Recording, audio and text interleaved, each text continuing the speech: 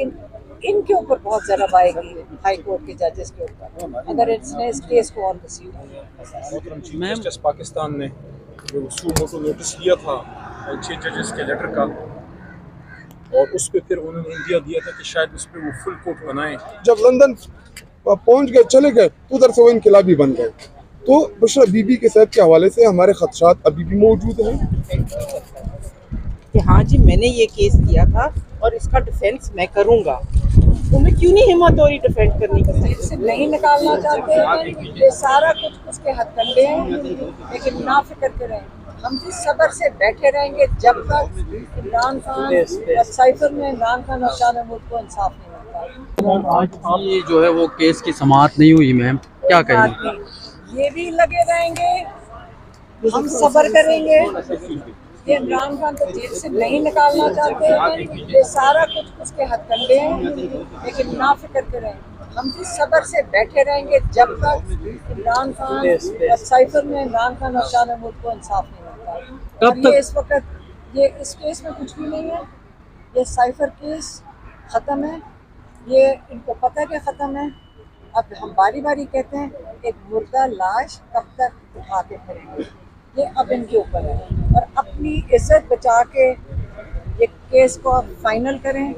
अब इनको घसीटना नहीं है इस केस को, अगर इतने महीने काट लिए, आपका ख्याल है कि थोड़े और महीने भी काट लेंगे, लेकिन इनके ऊपर बहुत ज़्यादा आएगी हाई कोर्ट के जजेस के ऊपर अगर इसने इस केस को और प्रोसीड। मैम सांसद के साथ मुलाकात हुई है तो उन्हें कोई पैगाम वगैरह दिया हो?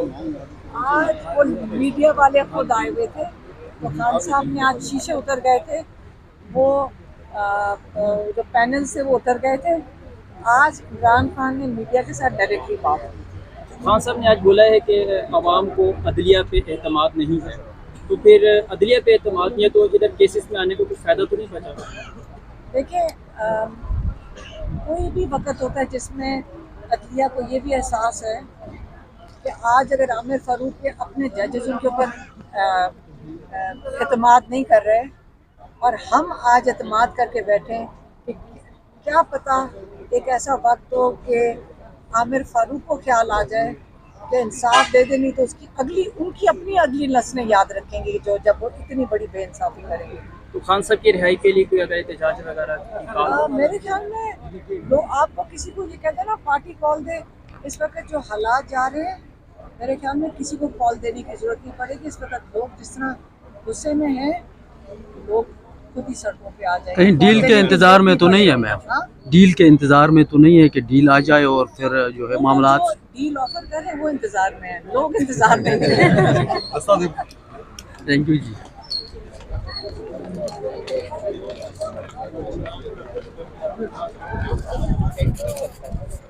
कि हाँ जी मैंने ये केस किया था और इसका डिफेंस मैं करूँगा, तो मैं क्यों नहीं हिम्मत हो रही डिफेंड करने की साइफर का केस? क्योंकि उनको पता है कि इस केस में कुछ नहीं है। क्यों भागे हैं? क्यों भागे हैं? फीस का इशू भी हो सकता है। 10 केसेस में फीस ले रहे हैं, 11वें केस में उनको इशू हो गया, 11वें केस में इशू हो गया फीस का। क्या बात कर रहे हैं आप? Thank you. नवाज शरीफ की रिपोर्ट तो आपने नहीं देखे थे कि जो फ्लैट किस्म के गिर रहे थे। जब लंदन पहुंच गए, चले गए, तो उधर से वो इनकलाबी बन गए। तो बुशरा बीबी के सेहत के हवाले से हमारे खदशात अभी भी मौजूद हैं। शौकत खाना में उनको शिफ्ट किया जाए, शौकत खाना में उनका इलाज कराया जाए। अगर शौकत खाना की रिपोर्ट आती है कि जी बुशरा बीबी जो है वो ठीक है, असल मकसद क्या है? मकसद ये है कि किसी न किसी तरीके से इमरान खान को कमज़ोर करना है, इमरान खान की बुशरा बीबी को उनकी कमज़ोरी बनाया जाए और इमरान खान से डील कर ले। लेकिन इंशाअल्लाह हमारी यही उम्मीद है और वो साबित कदम है। इमरान खान, बुशरा बीबी जो है वो इमरान खान की मजबूती है, ना कि कमज़ोरी। अच्छा, परवेज़ खटक के हवाले से क्या कहेंगे? वो उनके हवाले से कुछ इत्तलात हैं कि वो पीपल्स पार्टी में शामिल होने जा रहे हैं, जल्द उनकी बिलावल भुट्टो और आसिफ जरदारी से मुलाकात होगी। वो माजी बन चुका है, इसके ऊपर मैं कोई कमेंट नहीं करूँगा। बहुत शुक्रिया। एक बड़ा स्टेप है जो आज यहाँ फुल कोर्ट हो रही है, तो अभी हम सब और आप मीडिया वाले भी हम सब इस इंतज़ार में हैं कि वहाँ से क्या खबर आती है बाहर। लेकिन इससे भी ज़्यादा मेरे ख्याल में हम इंतज़ार में हैं और कौम भी इंतज़ार में है कि जो मोहतरम चीफ जस्टिस पाकिस्तान ने जो मोटो नोटिस लिया था 6 जजेस के लेटर का, और उस पर फिर उन्होंने इंडिया दिया था कि शायद उस पर वो फुल कोर्ट बनाएं, जिसे मेरे ख्याल में 29 तारीख दी है।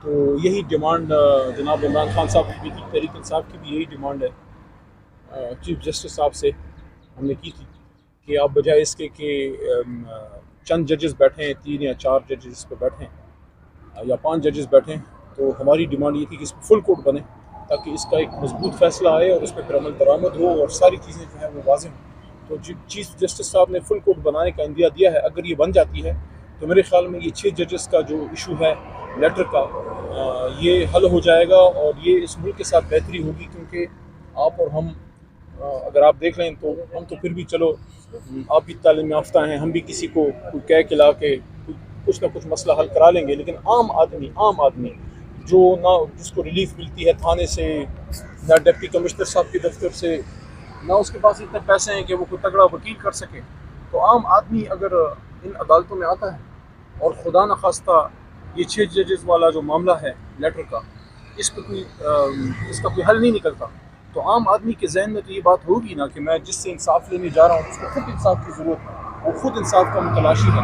तो ये तो पाकिस्तान की जो आईनी और जो जुडिशल जो अदालती बुनियादें हैं वो हिलाने वाली बातें हैं। इससे तो मुल्क खुदा न खास्ता उसका अदालती निज़ाम कमज़ोर होगा। इसलिए ये बहुत अहम है कि ये एक तारीख़ी फ़ैसला इसमें आए चीफ जस्टिस साहब और सुप्रीम कोर्ट से और इस मसले का हल निकले, क्योंकि जिन चीज़ों की तरफ हमारे मोहतरम जज साहिबान ने, मैं तो इशारा नहीं कहूँगा, खुला हमने बातें कर दी है, सारा कुछ बता दिया है, तो अब इसके बाद तो कुछ रह नहीं गया। तो हमें अगर इस मुल्क को मजबूत करना है तो तमाम इदारे मजबूत होने चाहिए। सिविल ब्यूरोक्रेसी है, आपकी मिलिट्री इस्टेब्लिशमेंट है, आपका जो आइन बनाने का इदारा है पार्लिमान, या जो इंतज़ामिया है प्राइम मिनिस्टरशिप, या जो वजारत आला का जो एक पूरा इंस्टीट्यूशन है मुख्तलिफ सूबों में, लेकिन सबसे इम्पोर्टेंट जुडिशरी है, क्योंकि जहाँ से भी आपको तकलीफ पहुँचती है अल्टीमेटली आप अदालत में जाते हैं।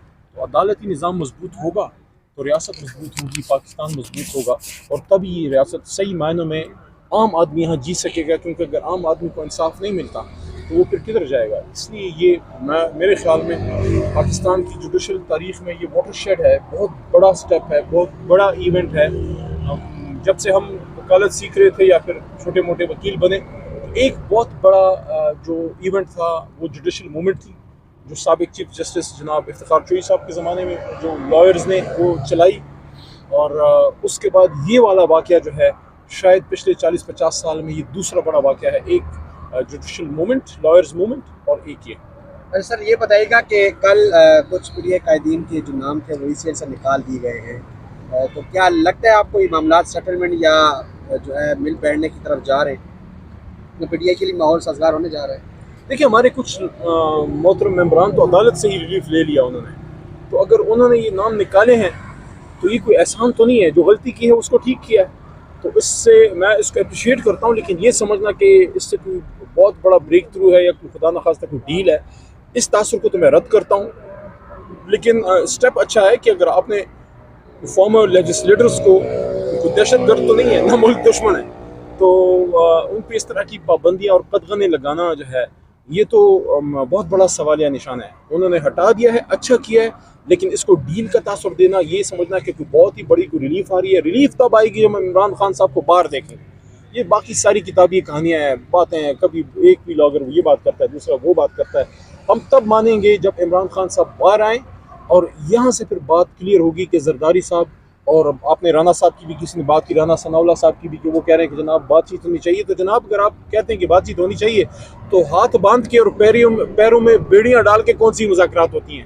पहले खान साहब को बाहर निकालें, गलत केसेस वापस लें, और हमारे असीरान, अब ये देखिए कि ये आलिया हमजा बीबी ने और सनम जावेद साहिबा ने और डॉक्टर यास्मीन राशिद साहिबा जो कैंसर की सर्वाइवर है, और जो खुद जिसने कितनी खिदमत लाहौर और पंजाब की है, कितने माओं की खिदमत की है, कितने बच्चों की खिदमत की है, और आप ये देखिए कि उनको 85 साल की उम्र में कैंसर सर्वाइवर को जिस तकलीफ से वो गुजर रही हैं, तो इस तरह के जुल्म करके आप कौन से मुज़ाकरात करेंगे? शुक्रिया। आपने फुलकोर्ट की बात की सर, जब आप लोगों की गवर्नमेंट की तो बंजाल साहब की मौजूदगी में हमारी गवर्नमेंट में तो वज़ीर आज़म तन के इसराइल का नाम लेके उसको उंगली हिला के बात करता था। आज तो वज़ीर आज़म साहब पता नहीं किधर घूम गए। अपनी बेच होते थे फुलकोर्ट की बात कर रहे थे, तो आप लोगों की तरफ से मेरी बात सर